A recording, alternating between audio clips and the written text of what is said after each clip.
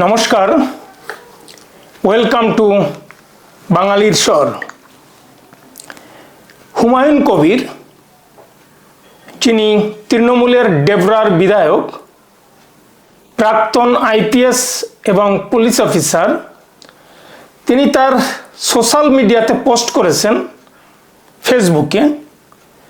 তিনি হ্যাশট্যাগ দিয়ে লিখেছেন নেপাল ক্রাইসিস, কবে যে আমাদের দেশের তানাশাহীদের একই হাল হবে, বিস্ময়বোধক চিহ্ন। অহিংস পথে দুর্নীতির শিরোমণিদের মুখোশ আর ফাইল খুলে যাবে। তিনটি বিস্ময়বোধক চিহ্ন। আর কবে জিজ্ঞাসাবোধক চিহ্ন, আর কবে জিজ্ঞাসাবোধক চিহ্ন। আপনারাও কি আমার মতো স্বপ্ন দেখেন? জিজ্ঞাসাবোধক চিহ্ন। আপনাদের সামনে আপনারা দেখতে পাচ্ছেন তিনি যে পোস্টটি করেছেন, এবং এর পরে তিনি দুটি পোস্ট করেছেন, আরও দুটি পোস্ট করেছেন। সম্ভবত তিনি সমালোচনার মুখে এই দুটি পোস্ট করেছেন। তিনি লিখেছেন, আমি সমগ্র দেশের কথা বলতে চেয়েছি, যারা বিভাজনকারী, ডিরেক্টর আর দুর্নীতিগ্রস্ত তাদের কথা বলতে চেয়েছি। কোনো রাজনৈতিক দলের বিরুদ্ধে নয়, প্লিজ কোনো দলকে জুড়বেন না। এর পরের পোস্টে লিখেছে, আমি শান্তিপ্রিয় মানুষ এবং সবসময় আইন মেনে চলি। মারপিট দাঙ্গা একেবারেই কাম্য নয়, তবে আমাদের দেশেও অভ্যুত্থান প্রয়োজন আছে। আমাদের নিঃশব্দ এবং অহিংস আন্দোলন যা আমাদের দেশের দুর্নীতি, স্বজনপোষণ এবং মানুষের সঙ্গে মানুষের বিভাজন মুছে দেবে। শিক্ষিতরা এবং সৎ মানুষেরা সামনের সারিতে থাকবে। যাই হোক, তিনি বলতে চেয়েছেন যে শান্তিপ্রিয় মানুষ মারপিট দাঙ্গা পছন্দ করেন না, কিন্তু তিনি যেটা বলতে চেয়েছেন সেটা হলো তানাশাহি, ইন্ডিয়ার যে তানাশাহি চলছে সেটা উৎখাত হবে কবে, যেটা নেপালে হয়েছে। এটার জন্য উনি দীর্ঘশ্বাস ফেলছেন, এবং আজকে এই দীর্ঘশ্বাস ফেলছেন এজন্যেই তিনি আর সহ্য করতে পারছেন না ইন্ডিয়াতে ইলেকটেড গভর্নমেন্ট যে তানাশাহি চালাচ্ছে সেটা নিয়ে। দর্শকবৃন্দ, তানাশাহি কি? এর অর্থ হলো স্বৈরাচার, একনায়কতন্ত্র এবং কর্তৃত্ববাদ। এখানে এমন একটা শাসন ব্যবস্থার কথা বলা হয় যেখানে একজনের হাতে সর্বময় ক্ষমতা, একজনই সর্বময় ক্ষমতার অধিকারী, এবং নাগরিক অধিকার সীমিত হয়ে যায়। আমি হুমায়ুন কবিরকে ধন্যবাদ জানাই, ডেবরার বিধায়ক। উনি রাজনীতিতে যোগদান করেছেন, ওনার বোধোদয় হয়েছে আসলে তানাশাহি কোনটা। পশ্চিমবঙ্গে তানাশাহি বোঝাতে চেয়েছেন নিশ্চয়ই উনি, কারণ এখানে একটাই পোস্ট, বাকি সব ল্যাম্পপোস্ট। উনি যখন চটি চাটতে তৃণমূলে ঢুকেছিলেন, মমতা ব্যানার্জি চটি চাটতে তৃণমূলে ঢুকেছিলেন, তখন তানাশাহি সম্পর্কে ওনার কোনো আইডিয়া হয়নি। এখন তানাশাহি এবং দুর্নীতি কোনটা সেটা উনি বুঝতে চেয়েছেন, কে বিভাজন করে সেটাও বুঝতে পেরেছেন। আমার মনে হচ্ছে তৃণমূলের জমানা শেষ হওয়ার আগেই হয়তো মমতা ব্যানার্জি তাকে বরখাস্ত করবেন, কারণ তার এই পোস্ট পশ্চিমবঙ্গের দিকে তাকালে তার এই পোস্ট পশ্চিমবাংলার জন্যই। সেম সাইডে গোল। তিনি হয়তো মমতা ব্যানার্জিকে উৎখাতের ডাক দিয়েছেন, নেপাল ক্রাইসিস হওয়ার মতো পরিস্থিতি তিনি আশা করছেন এখানে। কেন বলছি কথা? স্বৈরাচার আসলে কোনটা? স্বৈরাচার হলো যেখানে কাশ্মীর ফাইলস, কেরালা স্টোরি এবং বেঙ্গল ফাইলস বন্ধ করে দেওয়া হয়, ভূতের ভবিষ্যৎ সিনেমা হল থেকে বহিষ্কার করা হয়, যিনি এপাং ওপাং ঝপাং পড়াবেন, যিনি গ্রন্থাগার থেকে তার পছন্দ মতো পত্রিকা বের করে দিতে বলবেন, পছন্দ মতো পত্রিকা পড়ানোর নির্দেশ দিবেন, তার নিজস্ব বই গ্রন্থাগারে পড়াবেন মমতা ব্যানার্জির লেখা। কেন্দ্রের স্কিম চালানো যাবে না, নাম পরিবর্তন করতে হবে, তার মনের মতো খবর প্রকাশ করতে হবে, মিডিয়া হাউসগুলোকে তার মনের মতো খবর প্রকাশ না করলে অ্যাডভার্টাইজমেন্ট দেওয়া হবে না।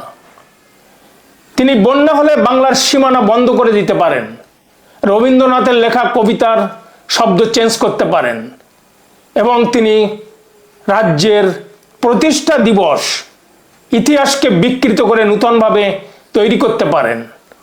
তিনি বিএলওদের হুমকি দেন, এসআইআর করতে দিবেন না। তিনি মানুষের বিরুদ্ধে কেস দিতে পারেন, হুমকি দিতে পারেন, আরজি করের মতো ঘটনা ঘটাতে পারেন, শিক্ষক পিটাতে পারেন এবং তিনি ডিএ দিতে চান না। কোনটা স্বৈরাচারী মনোভাব, কোনটা একনায়কতন্ত্র, কোনটা কর্তৃত্ববাদ? আর নাগরিক অধিকার, সে তো বিরোধীদের তিনি গলা টিপে ধরেছেন। প্রতিবাদ মিছিল করতে গেলে একের পর এক পারমিশন নিতে হবে, পূজা করতে গেলে পারমিশন নিতে হবে। তিনি কোনটাকে কর্তৃত্ববাদ বলেন?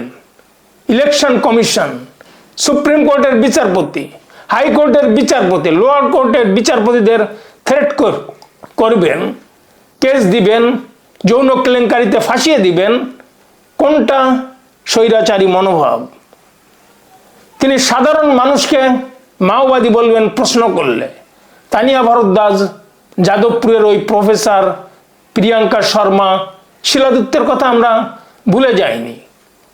তিনি বলছেন নেপাল ক্রাইসিস হবে দুর্নীতির শিরোমণিদের উৎখাত করার জন্য। দুর্নীতি কোথায় হয়? পশ্চিমবঙ্গেই তো দুর্নীতি সব থেকে বেশি হয়। কে খায় বালি, কয়লা, মাটি?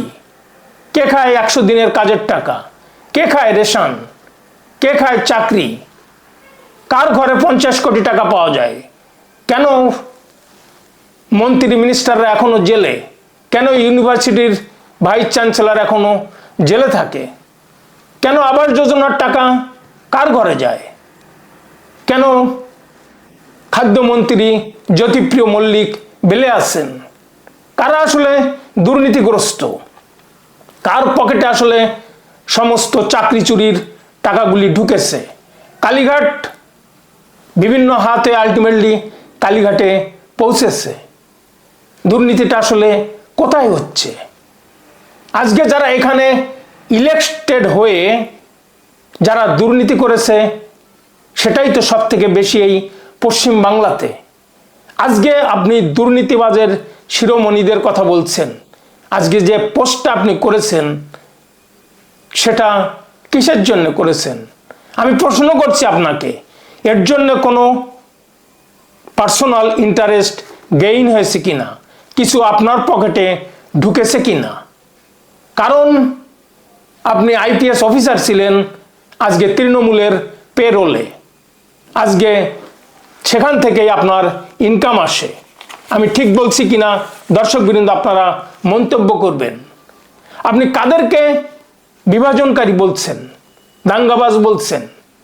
আপনি তো ডেমোক্রেটিক্যালি ইলেক্টেড গভর্নমেন্টকে উৎখাত করতে চেয়েছেন। আপনার পোস্টে আপনি যতই ইগনোর করতে চান, যতই কালার দিতে চান, যতই মানুষকে বোকা বানাতে চান, বাংলার মানুষ অত বোকা নয়। বাংলার মানুষ শুধু মমতা ব্যানার্জির শাসন আমলে কিছু করতে পারছে না এর অর্থ এই নয় যে আপনি যা লিখবেন, মানুষ যা বলতে চাইবেন সেটা আপনাকে সমর্থন দিবে কিংবা মেনে নিবে। আপনি একটা ডেমোক্রেটিক্যালি ইলেক্টেড গভর্নমেন্টকে নেপালের মতো উৎখাত করতে চান, সাথে একটু জড়িয়ে দিয়েছেন অহিংসার পথে। দর্শকবৃন্দ, আমি হুমায়ুন কবিরকে বলছি যে বিভাজনকারী কাদের বলছেন? যারা তোষামোদী পছন্দ করে না, সংখ্যা লঘু মুসলিমদের তোষণ করে না, no appeasement, justice for all, এই নীতিতে বিশ্বাস করে, তাদেরকে আপনি বিভাজনকারী বলছেন। এবং বিভাজনকারী আসলে কারা? যারা কাশ্মীরে 5000 হিন্দু খুন করেছিল তারাই বিভাজনকারী নয় তো? যারা ধর্মীয় বিশ্বাসে ভাবে যে হিন্দুরা কাফের, তাদের বেঁচে থাকার কোনো অধিকার নেই, খ্রিস্টান, জু সব ইনফাইডেলস, এরা মুশরিক, কাদেরকে বিভাজনকারী বলছেন? এটা বিভাজনকারী নয়। আপনি কাদেরকে বিভাজনকারী বলছেন? মহানাগরিক ফিরাদ হাকিম নয়, যিনি বলতে পারেন মেটিয়াবুরুজ পাকিস্তান, অচিরেই সংখ্যাগুরু হবে মুসলমানরা ইন্ডিয়াতে, যিনি বলেন অচিরেই 50% মানুষ পশ্চিমবাংলার উর্দুতে কথা বলবে। কাদের থেকে কাদের বিভাজনের কথা বলা হয়েছে? সিদ্দিকুল্লাহ চৌধুরী বললে 4 সন্তান নিব। কিসের জন্য বিভাজন? এটা হিন্দু থেকে মুসলমানদের জন্য বিভাজন নয়। সত্যি সত্যি কি আপনারা বিশ্বাস করেন যে একই বৃন্তে দুটি কুসুম, হিন্দু মুসলমান? নাকি পশ্চিমবাংলাকে ইসলামিক স্টেট করার জন্য আপনি কাউকে না কাউকে এই ডেমোক্রেটিক গভর্নমেন্টকে উৎখাতের ডাক দিয়েছেন? মিস্টার হুমায়ুন কবির, আপনি দৃষ্টিভঙ্গি, তারাই কি বিভাজনকারী নয় যারা প্রতিটি ইলেকশনে 25, 50, 75 জন মানুষ খুন করে ক্ষমতায় আসে, যাদের উদ্যোগে ব্যালট বক্স ছিনতাই হয়, সায়েন্টিফিক রিগিং হয়? কারা বিভাজন করে? এই যে যাদেরকে খুন করা হয়েছে প্রতিটি ইলেকশনে, শুধুমাত্র অন্য পার্টি করে, তৃণমূল করে না, যারা হিন্দু তাদেরকে খুন করা হয়েছে, নয় কি? এটা বিভাজন নয়? আপনি তো জিন্নার মতো কথা বলছেন। আপনি তো পশ্চিমবাংলার নূতন জিন্না। সিদ্দিকুল্লাহ চৌধুরী, মহানাগরিক ফিরাদ হাকিম এবং ভরতপুরের বিধায়ক আরাক হুমায়ুন কবির, যিনি বলতে পারেন যে 30% মুর্শিদাবাদের হিন্দুদের 1 ঘন্টায় কেটে গঙ্গার জলে ভাসিয়ে দিব। এটা বিভাজন নয়? মুর্শিদাবাদে প্রতিমা তৈরি করার জন্য বাবা এবং ছেলেকে খুন করা হয়েছে, এরা বিভাজনকারী নয়? যারা মেটিয়াবুরুজ, তেলেনীপাড়া, গজলডোবা, বসিরহাট, কাকদ্বীপ দাঙ্গা করেছে, কারা? এরা বিভাজনকারী নয়? আপনারা একই বৃন্তে দুটি কুসুম, হিন্দু মুসলমান, একথা বিশ্বাস করেন? নাকি হিন্দুদেরকে তাড়িয়ে দিয়ে এখানে একছত্র আধিপত্য বিস্তার করতে হবে? আপনি কি জিন্নার আদর্শে বিশ্বাসী? লড়কে লেঙ্গে পাকিস্তান, আমরা লড়ে পাকিস্তান নিব। আপনি কি ইলেকশনের মাধ্যমে এখন যারা ক্ষমতায় আছে, যারা ইলেক্টেড গভর্নমেন্ট, তাদেরকে উৎখাত করতে চান? নাকি লড়কে লেঙ্গে দিল্লি? কোনটা বলতে চেয়েছেন আপনি? মানুষ অত কি বোকা? আপনি ওই হায়নাদের উৎসাহিত করছেন না তো, উস্কানি দিচ্ছেন না তো? আমি ওই হায়নাদের কথা বলছি যারা বাংলাদেশের হিন্দুদের একের পর এক খুন করছে। ওই হায়নারা এখন কলকাতাতে অবস্থান করে, গুলশান কলোনিতে। 2 দিন আগেও যারা গুলি করেছে, আজকে গুলশান কলোনি কলকাতা জেকে বসেছে, যারা অপেক্ষায় আছে আর একটা গ্রেট ক্যালকাটা কিলিংস করার মতো। আমি ওই হায়নাদের কথা বলছি যারা নোয়াখালীতে দাঙ্গা করেছিল 1946 সালে। আমি ওই হায়নাদের কথা বলছি যারা মুসলিম লীগের 1946 সালের 15ই আগস্টে এই ক্যালকাটাতে 700 থেকে 1500 মানুষ খুন করেছিল হিন্দুদের। আপনি কি ওই হায়নাদের উস্কে দিচ্ছেন?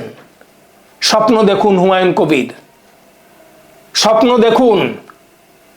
ডেমোক্রেটিক্যালি ইলেক্টেড গভর্নমেন্টকে উৎখাত করা অতটা সহজ নয়। এটা ভারত, পৃথিবীর সবথেকে বড় ডেমোক্রেটিক কান্ট্রি। আপনি একথা ভুলে যাবেন না। হায়না যখন খেতে শুরু করে না, তখন সে কে বিজেপি, কে তৃণমূল, কে কংগ্রেস, কে সিপিএম দেখে না। আর শ্রীগাল যখন হাঁস চুরি করে, শেয়াল যখন হাঁস চুরি করে না, তখন কে ধনী, কে গরিব, কে মুসলিম, কে হিন্দু, কে বিজেপি, কে তৃণমূল, কে সিপিএম, কে কংগ্রেস, কার ঘর থেকে হাঁস নিচ্ছে সেটা সে বিবেচনা করে না।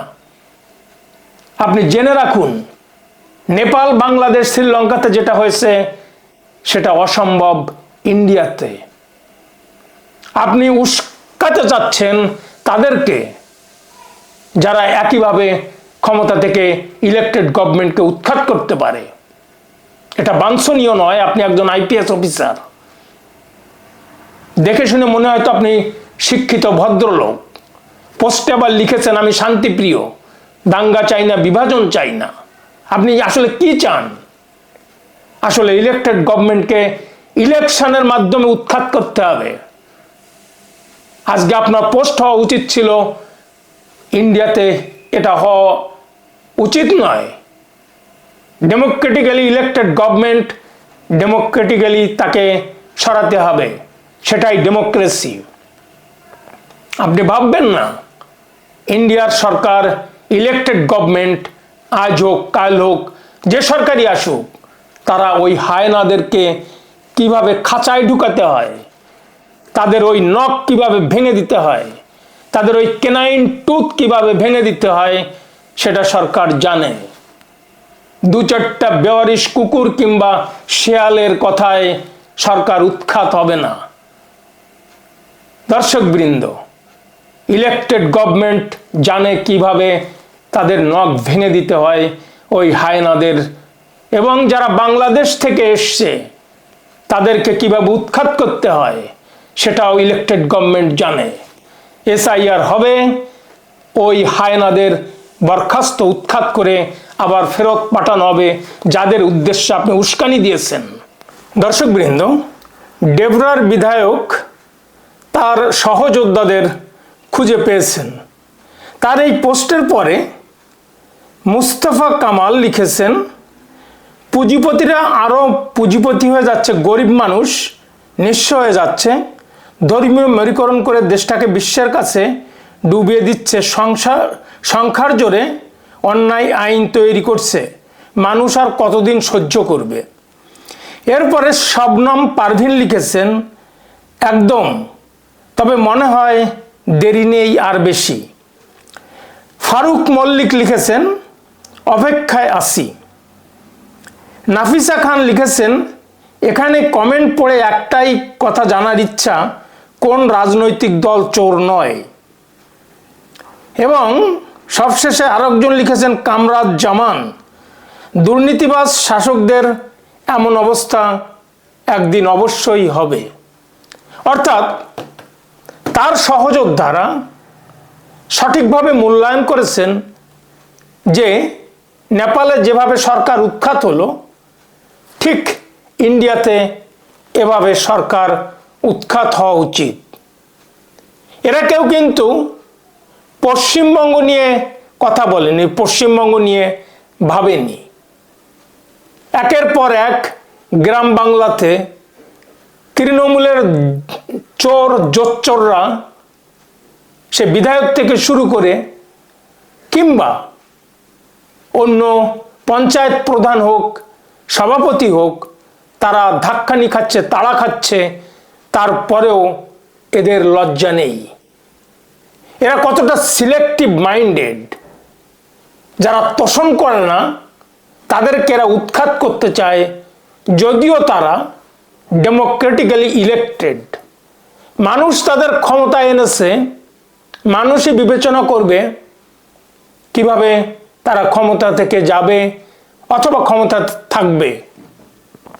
কিন্তু এরা চায় বাংলাদেশে যা ঘটেছে, শ্রীলঙ্কাতে যা ঘটেছে, নেপালে যা ঘটলো, সেটাই এখানে হোক। কারণ তারা ইলেক্টেড গভর্নমেন্ট পছন্দ করে না। আমরা যদি মুসলিম কান্ট্রিগুলির দিকে তাকাই, কতগুলি মুসলিম কান্ট্রিতে ইলেক্টেড গভর্নমেন্ট আছে ডেমোক্রেটিক্যালি। 52টি মুসলিম কান্ট্রির ভিতরে হাতে গোনা কয়েকটি। এরা এটাই চায়, এদের এটাই মাইন্ডে রয়েছে। এভাবেই তারা শাসন যন্ত্র আনতে চায়। একটাই উদ্দেশ্য, যেখানে শরিয়া ল কায়েম করা যায়। দর্শকবৃন্দ, আজ এ পর্যন্তই। ভিডিওটি ভালো লাগলে বাঙালির স্বর চ্যানেলটি সাবস্ক্রাইব করে পাশে থাকা বেল আইকনটি প্রেস করুন, আর একটা লাইক দিয়ে কমেন্ট বক্সে কমেন্ট লিখুন। দেখতে থাকুন, শুনতে থাকুন বাঙালির স্বর, আপনার স্বর। ধন্যবাদ।